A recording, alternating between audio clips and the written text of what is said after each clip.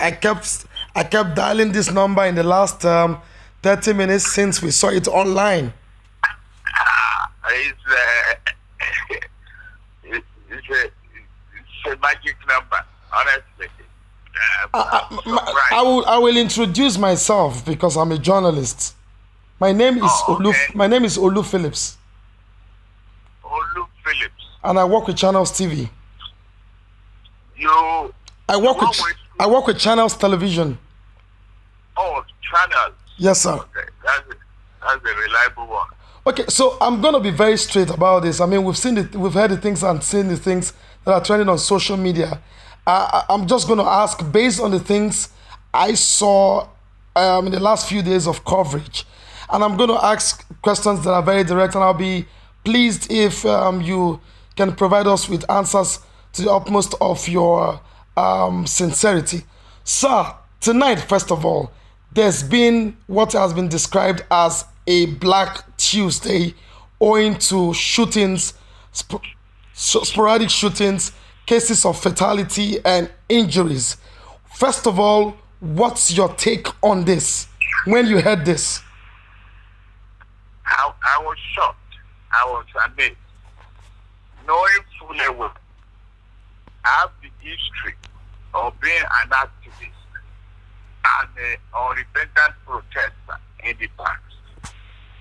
And used the statement yesterday, appealing to the conscience of all Nigerians, all the protesters as well. And I sided with them that what they are doing is right. And they have the right to free speech, freedom of association, and freedom to complain. I've done it before. But that they should please call off the protest. That is how I ended my release. You have a copy in channels. And suddenly tonight, I had a call that army had attacked Nigerian soldiers, had attacked the protesters. I was shocked. So, in the process of making all of these inquiries, I started picking numbers. Usually, if I don't have your name, and you imagine, you are talking to me now. If I don't have your name, I won't pick your number unless you come through my PA. It's a personal line. But when lives of people are involved, and you in a democracy, you had suddenly that people are being attacked by military or people in military uniform with live bullets. You start to wonder. You are shocked. I am extremely shocked. Okay? And ready to complain to the highest level. If you follow a bit of the tones and the tonation and the pain in the voices of the people who spoke on this number earlier, it is one of frustration, anguish, and a lot of accusation. Beyond being shocked about these outcomes tonight or late last night, because it's already in the wee hours of the mornings, Yes. beyond being shocked, what are you saying to the Nigerian youths as far as this time is concerned? What do you think should be the next step for government? And in very strong words, how would you either describe or condemn this attitude or this act to demonstrate that beyond being shocked, there are other things that bother you as far as these actions are concerned? Lives have been lost. It is early hours of the morning. There is no way I can talk to the authority or wake them up now. I've tried to reach the NSA. I try to reach the head of army. You don't call the president at this hour. But I strongly condemn the act. There are other means of settling or dispersing even irritating protests. Why would they use live bullets? They are rubber bullets. We are parents. I condemn this act. In no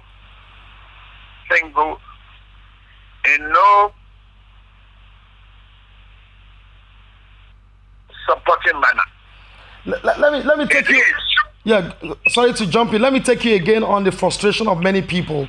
Now, there's been a lot of link to your name as regards what had happened to the toll gate, and the reasons are not far-fetched. Some have attributed and accused you of masterminding this because of vested interest in terms of business revenue that comes from the toll gate, and now these guys have occupied that place in days, and perhaps a lot of monies are being lost, and this may not augur well or go down well with any business owner. Do you own this business, and how much have you lost? No, I don't own the business. It's a public business. It is owned by Lagos State government.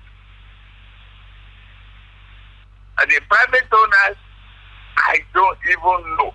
I'm ready to face all inquiry. Okay? I have no dime, no kobo investment in the toll gate. Now, just we're about 13 days or 14 days to the protest now. Before this, I was being accused and reported to the presidency that I was behind the protest. I was a sponsor of the protest. Okay? Suddenly, I spoke day before yesterday that silence is happening.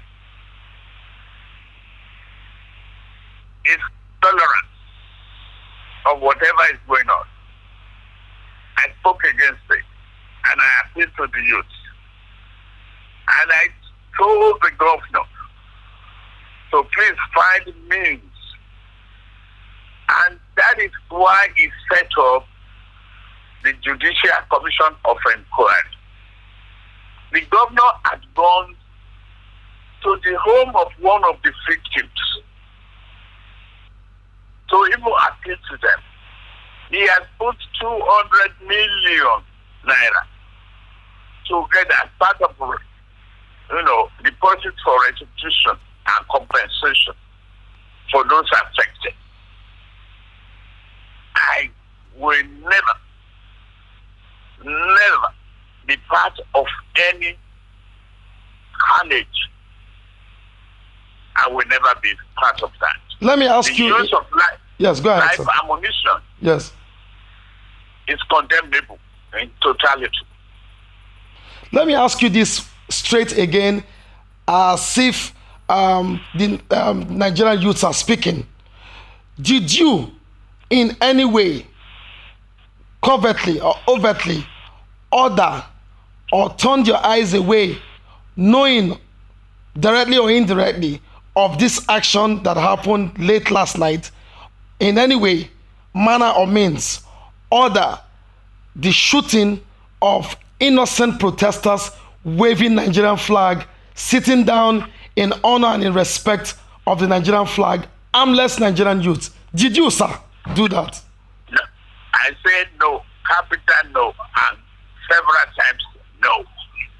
How can I be part of that, remotely or otherwise? It's not possible. Maybe you are just knowing me.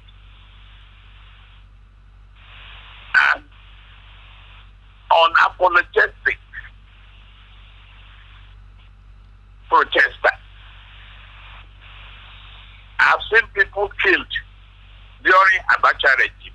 I've condemned it. I've gone to detention. I've condemned it. I've gone to exile as a result of being recalcitrant. That military must go. Okay? So, on us, we have to, the protest that we tolerated for 13, 12 days without incident, how can we suddenly become victim of our own exercise for peace? How can we shed blood? Innocent blood to end a protest? It's not acceptable. Yes, go ahead, sir. There are other means. Even if they refuse to leave the spot, you can use tear gas. You can use pepper spray. Yeah. You can use rubber bullets. Not life ammunition. And I don't believe that the president himself will authorize it. Honestly. What should be happening now? Because we have just few hours before dawn, before the light breaks, before the sun rises, and we begin to see in actual measure and in actual numbers the level of damage. What should be done? There are two parts to this. One, to assuage the young people who have done this peacefully, and what should the government be doing at this point to demonstrate in an unequivocal position that they will deal with the situation in such manner that people will be assuaded over this Black Tuesday. What will you be advising? First, my own advice to the government is to fish out whoever gave the order and put them on trial. Okay? First, I agree the government too, that the government is slow in fishing out those SARS who were involved in the brutality and the killing of innocent citizens that created the protest in the first place. Okay. Up to now, I'm expecting that they would have arrested one or two of them and go into the what they call a room trial and inquiry. Being suspended from the police. Now, whoever ordered the attack of tonight should be brought to book. It is only the chief of army staff and the president who can give that order. Can't a GOC do so? You say? Can't a GOC do so? I don't know. I don't know the army regulation that much. I don't think a GOC he has to give a free report. He can easily arrest those people too and put them in the room and report to the head of chief of army staff, and then who in touch will report to the president. And the president will have to address the situation. And on the part of the youth, what's going to happen? How are you going to deal? How are we ever going to be able to calm the frayed nerves of these young people who have lost their lives, people's children, people's cousins, people's relative? How is this ever going to go away in our history? How do we deal with this? I sympathize with all concerned. I have not,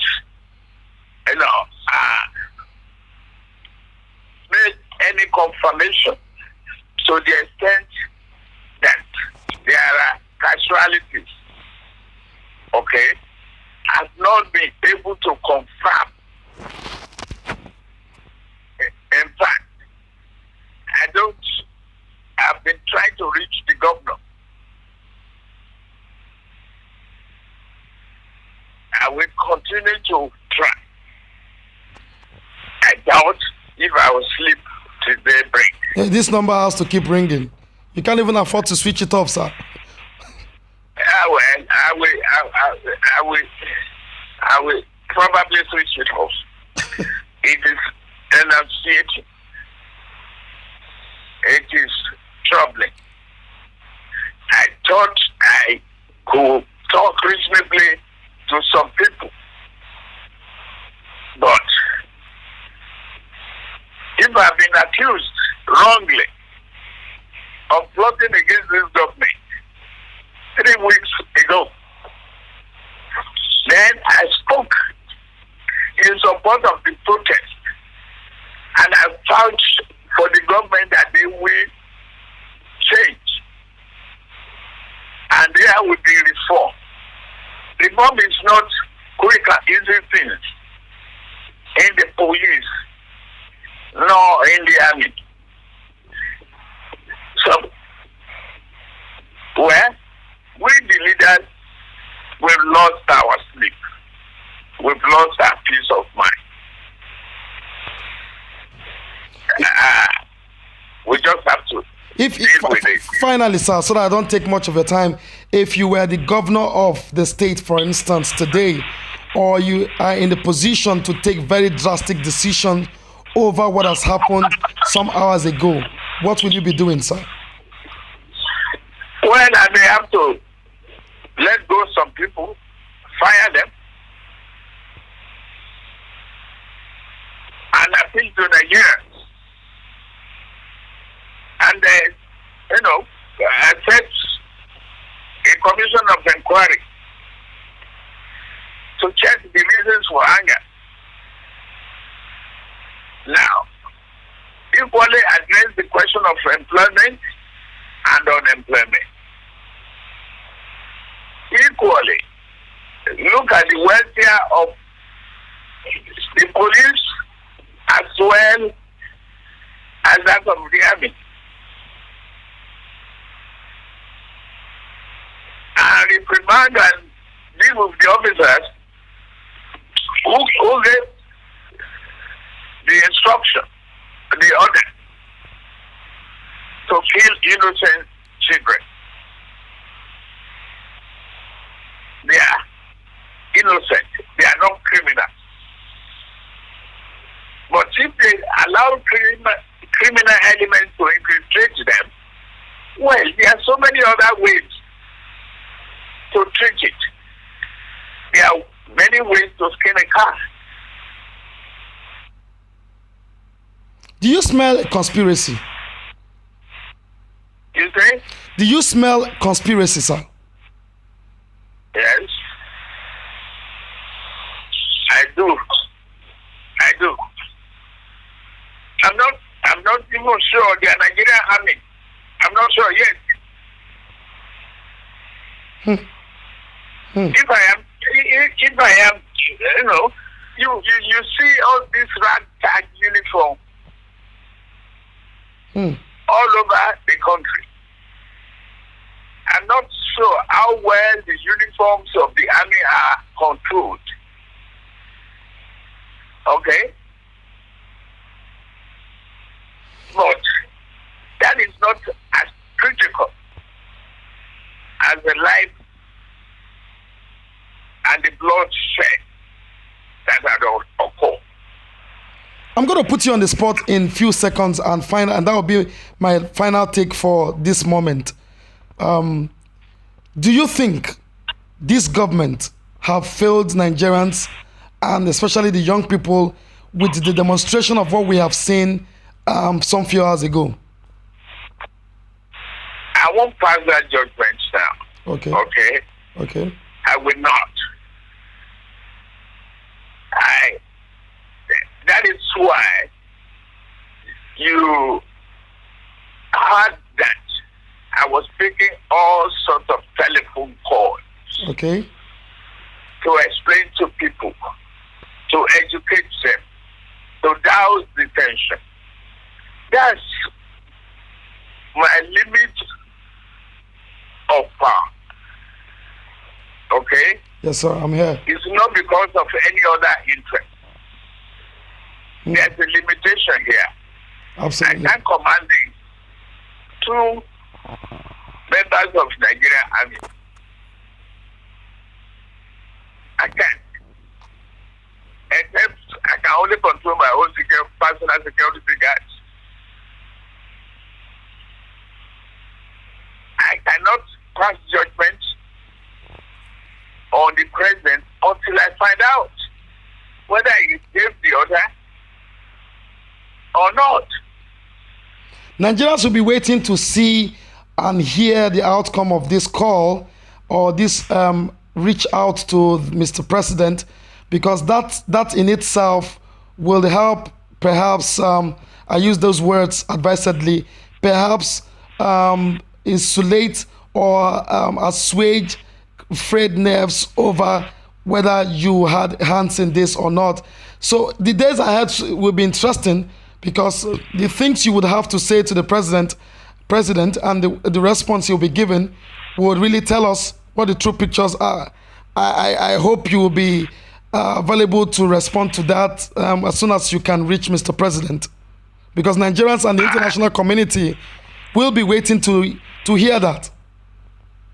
I believe even before I reach it, the president, the chief of army and others who are being accused will have their response ready. I believe they should. I condemn the act of killing, shooting innocent protesters.